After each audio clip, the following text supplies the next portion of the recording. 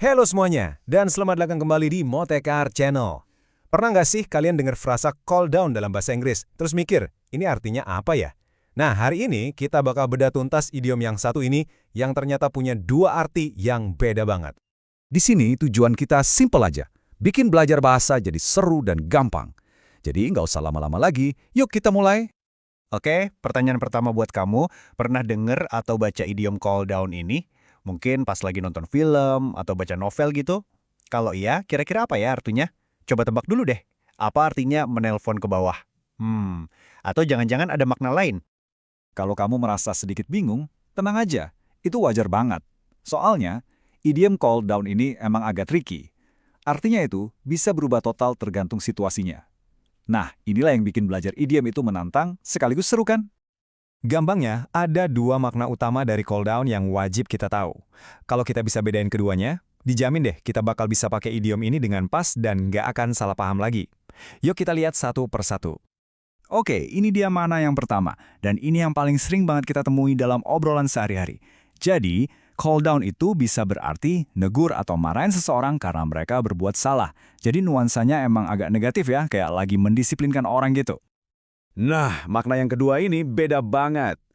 Call down juga bisa berarti kita memanggil sesuatu untuk turun dari atas. Tapi bukan orang ya. Ini lebih sering dipakai dalam konteks yang simbolis, spiritual, atau dalam sastra.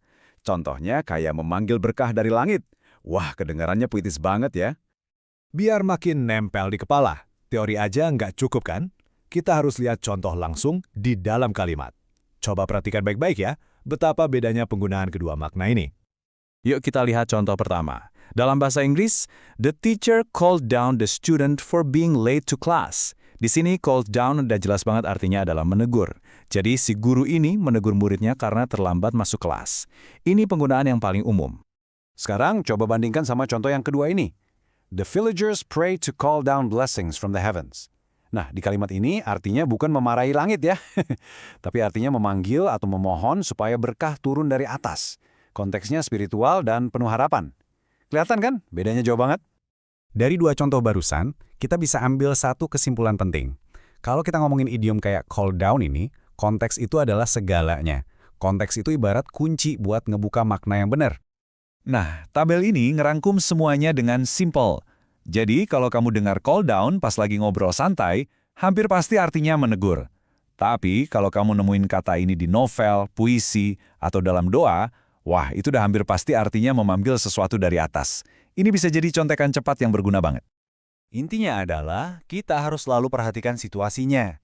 Jadi, sebelum kita pakai atau mengartikan idiom ini, coba tanya ke diri sendiri, ini lagi ngomongin apa ya? Dengan gitu, kita bisa menghindari salah paham. Simpel kan? Cara paling ampuh buat menguasai sesuatu yang baru adalah, ya dengan langsung dicoba. Jadi setelah kita bahas bareng-bareng tadi, sekarang giliran kamu buat praktek. Siap? Oke, aku mau kasih tantangan kecil. Coba deh, buat satu kalimat versi kamu sendiri pakai idiom call down.